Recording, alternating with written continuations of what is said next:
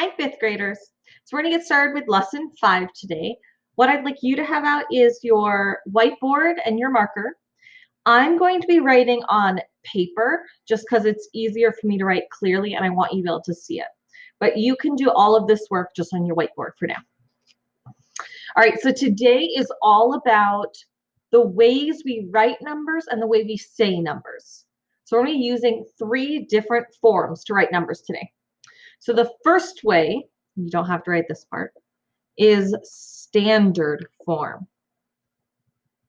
So what I mean by that, this is just the normal way we write a number. So for instance, let's use the number 3047. The normal way we write that would be 3047. Just a little refresher. If you're going to write commas in here, it goes every 3 numbers, starting from the right. So 1, 2, 3, comma. It would go right there if you want to write it. It's not needed. Also not needed is the decimal at the end, but if you want to write it in, that's fine also. So this is standard form. This second way we're going to write this is unit form. And unit form is just writing it out with words. So this number here, how do we say it? This is 3,000,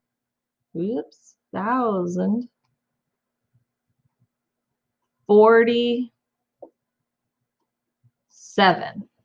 The reason it's called unit form is because we say where the number is, 3,047. And then the last way is expanded form.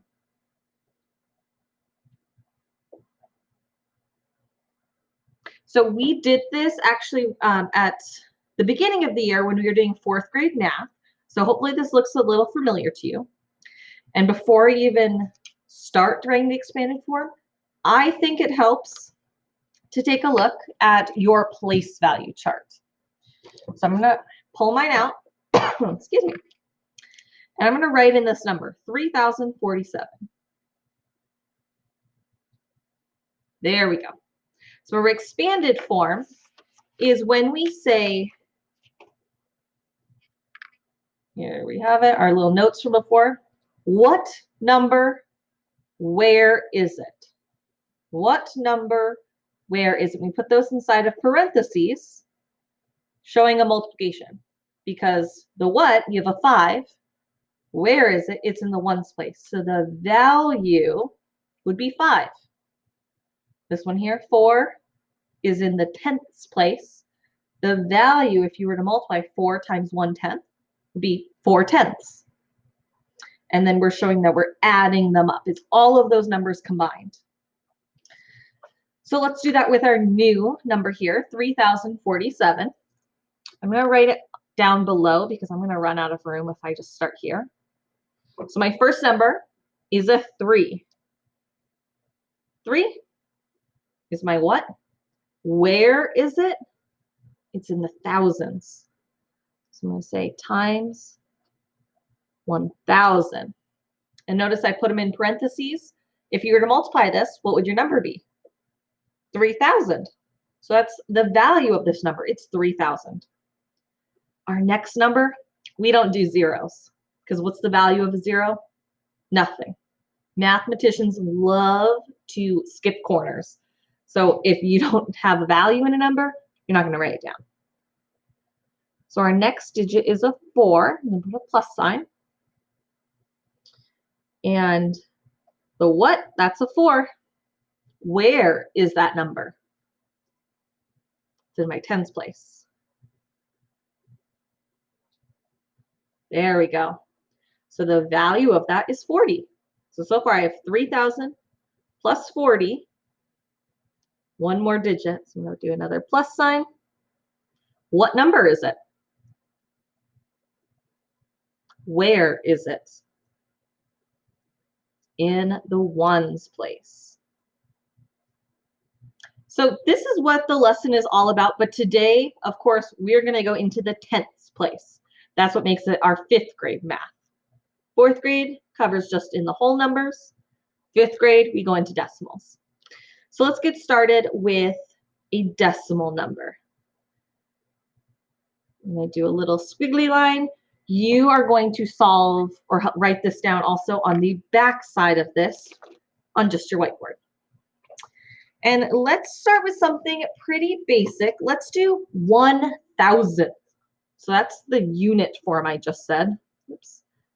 What am I doing? Unit is 1,000. And notice the at the end.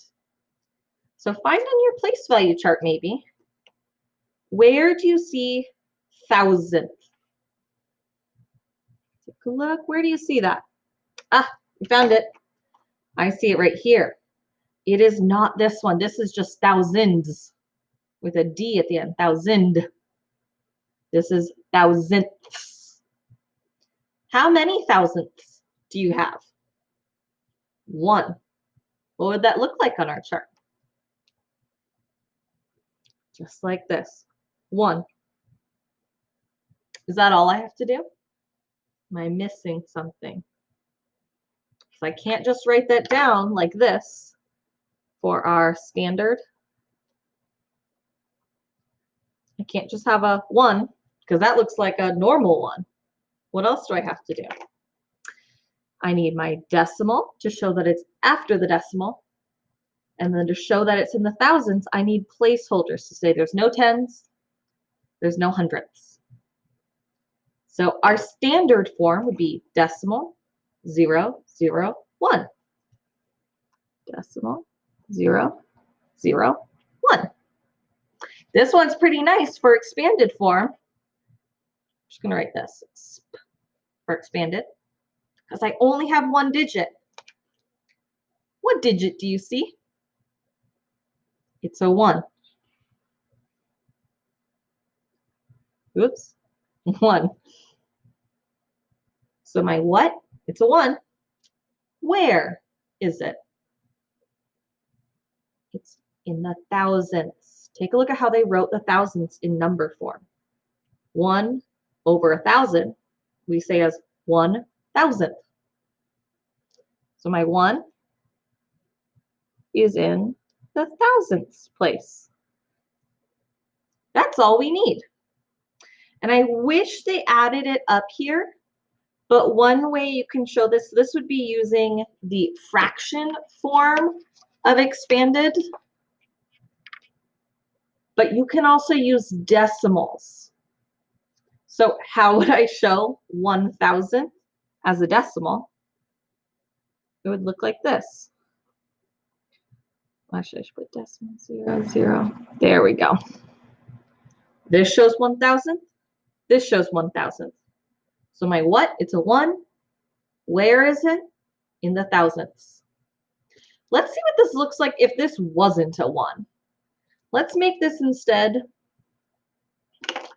3 thousandths. So my unit form, how would I say this? We say the number, ignoring the decimal. This is 3. And we say where it ends. 3 thousandths. So the only difference here would be now instead of the 1, it is 3. My decimal, I just wrote here, decimal 003. This is the part I really want to look at. What number is it? It's a 3. Where is it? It's still in the thousandths. My fractional form. And then, of course, 1,000 as a decimal would be like that, 1,000th. What if I have more than one number? Let's do instead 13 thousandths. So the unit form, 13 thousandths. How do you think you'd write that in standard form? This shows 3 thousandths. How would I make this 13 thousandths? Still has to end in the thousandths place. So what if we take away this 0? What number is this showing now? 1 and a 3 would be 13, and it ends in the thousandths. There we go. This is 13 thousandths. Write this down here just so I have it on the record. Decimal 0, 1, 3. 13 thousandths. Now we have more numbers to work with. Now we have 2 digits. So for the expanded form, let's start with my first digit. Remember, we skipped the zeros. So my 1 is my, what is it? 1. Where is that 1? This time it's in the hundredths place. 1 is in the hundredths. If you find the value, that's 100th. My second number, what is it? It's a 3. Where is it? It's in the thousandths.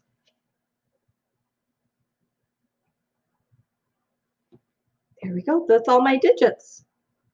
Remember, you can also write this using decimals. So 1/10 in this case, I'm just going to rewrite everything but the decimal. So my 1/10, sorry, say that again. My 100th would be decimal 0, 1. This is showing a 1, and it would be in the hundredths place. 1,000th, decimal 0, 0, 1. And you show 1,000th. There's 1 in the thousandths place. And just fill in the rest. So this is 13 thousandths is where it's ending. I'm going to have us stop there for right now and do a little practice in our problem set. So we just did numbers that only have decimals. So I want you to open up to your blue spine Learn book and take a look at question 1. It says express as decimal numerals. So in other words, express in standard form. The first one is done for you. Awesome. A, check. It's already been done. Shouldn't use pen because it's going to leak through.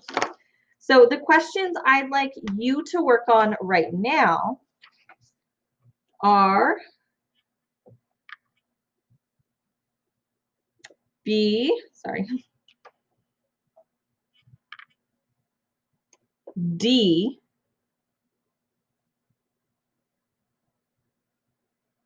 I think that's it for right now. And then actually, why don't you try 2A also? I want you to give those ones a shot, come back, and we'll talk about them. I know this is a little tough, so it's okay if you get stuck and you're like, I'm not sure.